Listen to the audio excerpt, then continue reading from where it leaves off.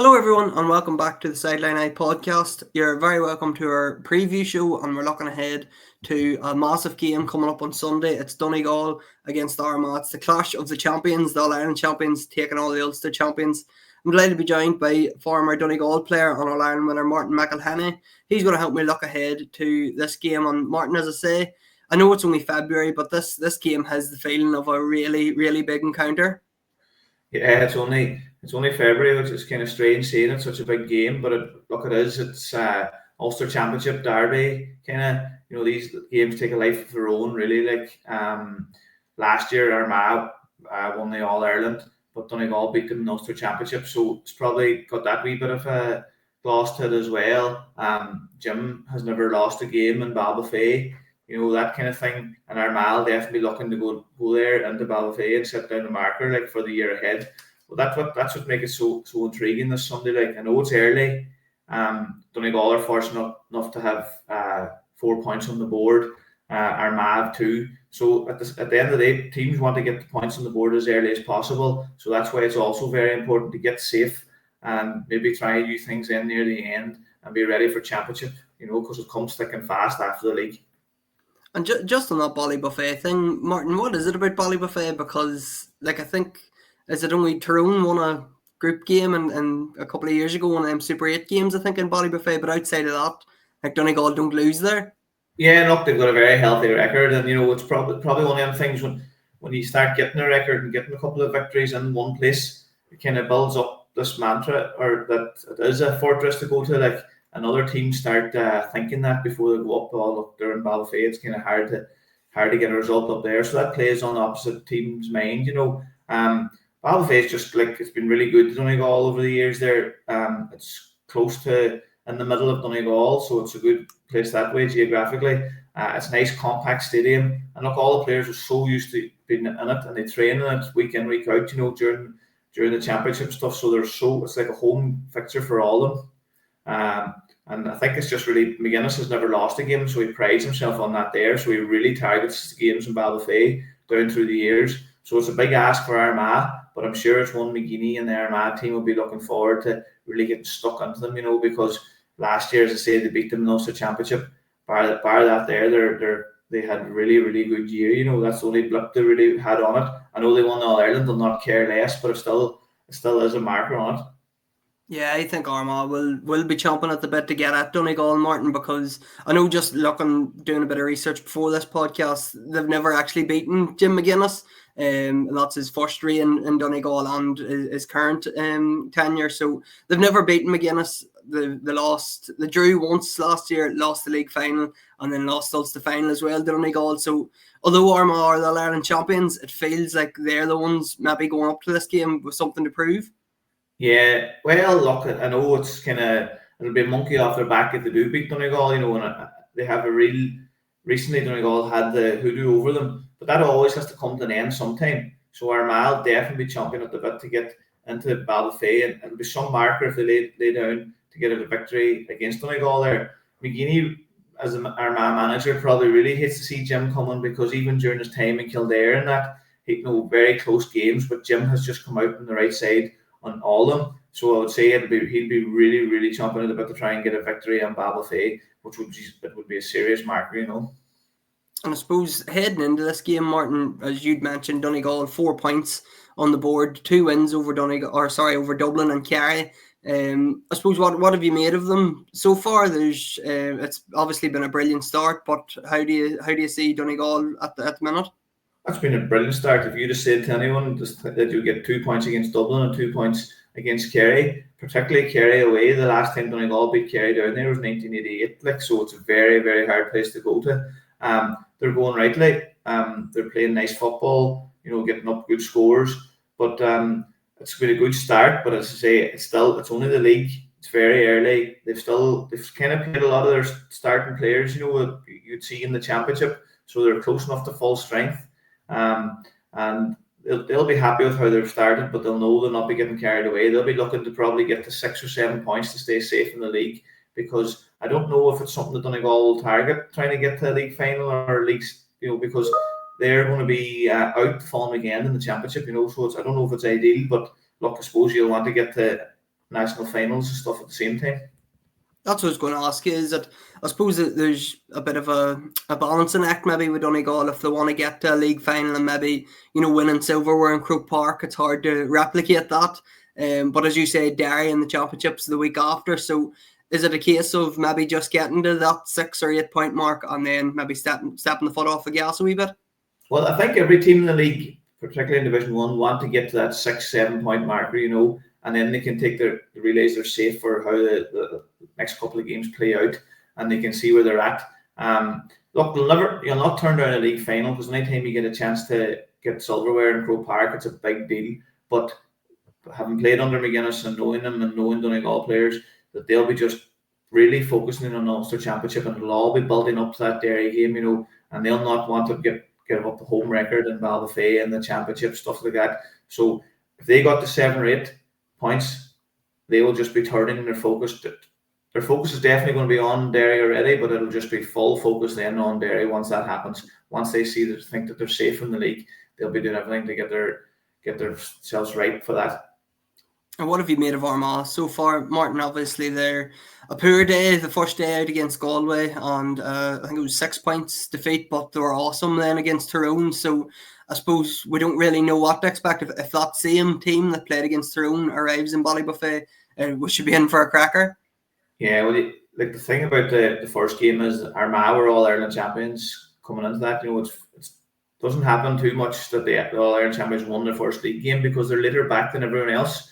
If you go back through the last couple of years, I would say you'd see the first league game, the All-Ireland champions have lost the vast majority of them. So I wouldn't really read much into that game. And then once in the league, the home games are so important. So you get the performance they put on against Tyrone was very impressive. Kicking a lot of 2-pointers, and the game has changed. There's a lot of rules, but it still follows the same kind of pattern, And it seems to be the teams that can get the more 2-pointers are winning the games. And Armagh have a lot of good long-range kickers, and Grimley and stuff like that, Grugan and that, and they'll be all right. Just on the 2-pointers, we'll talk maybe separately about Ethan Rafferty and his impact, but obviously he landed 2 against Tyrone, Aidan Falker, Ross McQuillan. And then you look at Donegal, I think Ryan McHugh got one in Kerry last week, Oisín Gallen, I think McBurdy come off the bench to hit one as well. So there's players on both sides that will be well fit to kick 2-pointers. Yeah, that's it. It's funny now, Ethan Rafferty had a serious game the last day, but Blaine Hughes was nominated for an All-Star last year, so it's a difficult situation. But it's a good conundrum to have. That they have 2 such excellent keepers. Now Ethan is a very good outfield player too, so it really helps him that way, and he can come up and he can come with them long range efforts. But as we were saying, the 2-pointers seem to be the difference. If you can keep the opposition team to just hitting 1 points, keep the goals out, and keep the 2-pointers down, you'll never be too far away, because teams are going to get their shots off. When it's 1v1 now, because there's a lot more 1v1 defending, their teams are going to always get their shot off. Well, they'll be happier manager if it's going to be 1-pointers than the 2-pointers. So you see a lot of teams defending the 2-point arc, and then they're letting her have the 1-point shots, but they're trying to stop the 2-pointers because it really can open up an advantage. But Armagh are fortunate they have a couple of long-range kickers, and I know they're missing Ray O'Neill so far as well. But look, when you have that there in your locker, it's very promising going into the championship and stuff. Just on Ethan Rafferty, Martin, what do you think McGuinness will do with him? Does he send somebody out to mark him? Does he maybe just make sure there's his only mark that once somebody comes into his territory, they'll pick him up? Or how do you go about stopping Ethan Rafferty? Well, see, it's obviously there's a lot of talk about this 12v11 and that when he comes up. When he's playing that kind of quarterback position, he's not actually causing a lot of harm. But I would say once he enters into that 50-yard line, 40-yard line, McGuinness will definitely have someone go on to him, because he's seen as one of the kickers. So then he can maybe let another defender or wing back that he sees that wouldn't be hitting 2-pointers to let kind of go free a bit, and then really focus on Ethan Rafferty and highlight him as one of the danger men to get the long range points. You'll always have a couple of target men that they're going to really close down when they get into that pocket, whereas they can probably let another couple of players go that they know that's not going to hit long range points. I even seen there in the Dublin game, the keeper came up and he kind of ran through, but they were kind of letting him go, because they knew that he wasn't going to shoot from distance, and then when he got inside, then they would pick him up. But if you let Ethan Rafferty go, and that he's going to punish you, and it's kind of similar there, even like Rory Grugan, I always like watching him. He's a really good playmaker. Like if you're going to let him go in around 11, that he's going to cause you damage with them wee pop passes and boys running off it. So as soon as they enter, they're going to get a lot of heat. Who do you see picking up Rory Grugan, Martin? Because he has been one of Armagh's best players. I think in the first 2 games, he probably goes in under the radar a wee bit because he maybe doesn't score as heavy as the rest of the forward line. But he's been a key man, and I think usually Ryan McHugh would have picked him up, but of course Connolly picked up Ryan McHugh last year. So who do you see maybe picking up Grugan this weekend? Yeah, I always feel that Rory Grugan goes really under the radar. He doesn't get the same plaudits, but I would find him as one of Armagh's main men, and he really is the link play. I would say probably Ryan McHugh might go on him again, maybe Peter Morgan, someone like that, they could feel maybe it might hurt him the opposite way, and they've got pace and they can run in power. Like I know Grugan's only back from an injury layoff there as well after the All-Ireland. So maybe one of them two might pick him up, that they might feel it could do damage and he might have to spend a lot of his time tracking them. I think that was the tactic last year, and that's the final was letting Connolly go, and he just stood in front of Ryan McHugh all day, and it obviously worked. I think Connolly got 2 points as well, and he's been really impressive so far. So I don't know if Armagh will maybe sacrifice Connolly again to mark Ryan McHugh. I think did McHugh hit 5 points at the weekend there against Kerry, so Armagh's going to detail somebody to mark him, but it's whether it's going to be Connolly or not. Yeah, that's it. Like it's hard to know what the matchups will be that way. But I do see that they'll be trying to stop Ryan because in the new rules as well, the smarter players really thriving. They know where to be for the ball and that kind of getting on it. It's not the same just running back up and down. So the likes of Ryan, Patrick Morgan, even Kieran Thompson, these boys, they'll be detailed to get man markers on them, and it'll be the same for Donegal. They'll be really looking to stop Grugan. Even Soupy Campbell, I know he didn't play last time, but he comes in. If he comes into that scoring yard, he's another man that can cause you a lot of damage because it's 1v1 and he's able to take you on.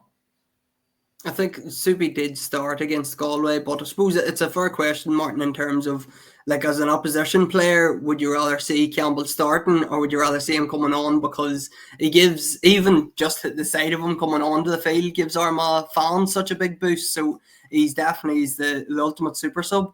Yeah, well, he's good enough to start, there's no doubt about that, but I think that's when Armagh used him last year. When it was a lull or whatever, they'll bring him on and really up the crowd, up the ante, and that was as much as, even if he didn't touch the ball when he came on, which he did a lot of the time, that was as good enough thing for Armagh to get that boost when he was coming on, And then he did obviously always lend a hand and always put on a serious performance. But the new rules definitely suit him, as he's one of them men that can take people on, and it is really suiting the players that can take defenders on 1v1. And just on the Donegal forward line, Martin, I know they haven't scored a goal yet against either Kerry or Dublin at the start of the league, and I was just flicking back through the games last year. They didn't score goals against Armagh in the 3 meetings last year. They haven't scored a goal actually since the first round of the Championship 2022 against Armagh, and that was in Ballybofey, as we all remember. So is that a problem, do you think, with Donegal at the minute? Obviously they're putting up big scores in terms of points, but just not hitting the net as regularly maybe as they would want. Is that an issue? I wouldn't say it's an issue because, as I said, the rules have changed from last year to this year, so it's a completely new game, even though it follows the same patterns. But Donegal have had goal chances in both games. They just didn't put them away. So, there could definitely be a goal this weekend. As I said, you want to be scoring goals, but it's not crucial. Like if you're getting big enough scores up, which they are, they're beating 20 points, so they'll be happy enough that way. Like, who's doing the most of the scoring then? Obviously we know about the likes of Oisin Gallen, we mentioned McHugh, McBurdy come off the bench, but you have the O'Donnells there, you've Kieran Thompson there. Like Donegal have a lot of scoring options, don't they? Yeah, they definitely do. The two O'Donnells have really stepped up. They've come in and they've really helped in the scoreboard, chipping over. Patrick Morgan's always good for coming late for a couple of points. And then you have Kieran Thompson, as you said. Michael Langan, who's actually injured now, but was always chipped in as well from midfield. So they have a variety of scorers. So I wouldn't worry that they're all banking on the likes of Oisin Gallen just to score. And then Paddy has come on the last 2 games scored heavily. He's very accurate from frees and that. And anything that's outside that 40-metre arc, Paddy would back himself. So it's a real advantage, I think he's one of those players that'll really thrive with the 2 points. He likes that sort of hugging the line and shooting in on the loop. So that's something that he's been doing really his whole career. So it'll benefit him, the 2 point arc, you would imagine. Definitely, he's been shooting in that pocket since he's been 18, 19. So that 40-metre arc is actually going to suit him. When it's brought in, that's just his range. He's got a long kick. It's the same as Kieran Thompson. He'll be hanging out and he'll cut back, get on his left foot. It really suits him. Michael Langan as well is another, can do the long range. So there is plenty of options that way. Keelan McGonigal can hit the long range shot too. So Donegal do have the options for the 2 pointers. And Michael Langan, how big of a miss is he around that middle of the field, Martin? Because he was in great form last year throughout the season, and he's just one of those players. He can do everything nearly. He works up and down the field, catch kickouts, always good for maybe 2 or 3 points as well. So he's bound to be a big miss. Yeah, he's a massive miss. Sure, he's very athletic, and he's a natural ball player. So the new rules will suit him. He's a big loss because they don't have Jason McGee back yet. So the kickouts have kind of changed as they're all going long. So it's very easy to get a high press on teams now, stop that short, and because of the numbers that's up, you can put a press on them. So teams are going long, and at Donegal, when other top Dublin and Kerry put the press on them, they were able to go over the top, over long, pattern some pinpoint accuracy of the kickouts. So when you don't have them bigger men then to actually win the kickouts, you're going to be struggling. So without Langan and Jason McGee, Donegal are definitely not as strong, but they still have Keelan McGonigal, Thompson, Big Hugh McFadden, boys that can win the aerial threat. But equally, Armagh have some very big men around the middle. So it's interesting now. It's a real throwback to the old days, the contests. And now the teams with the bigger men is going to thrive and get the boys in around the break. I think that was notable in the Tyrone game a couple of weeks ago, Martin, that, the kickouts were going long and Ben Creeley, he wasn't even trying to catch them. He's just going up like a wrecking ball. He's bracking it, and the likes of Connolly and those players are swooping in round. So it's going to be a battle in the skies, but a battle on the ground as well, because you have the likes of Mogan and McHugh floating in round there to win break balls too.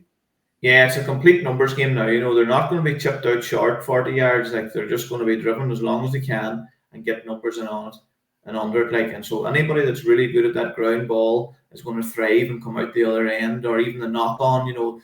As you said, Connolly was just really a wrecking ball. But if you boys can come in and pick it up off that, you're going to be on the front foot straight away, because you'll have the 3 up, and you can have the opportunity to kick.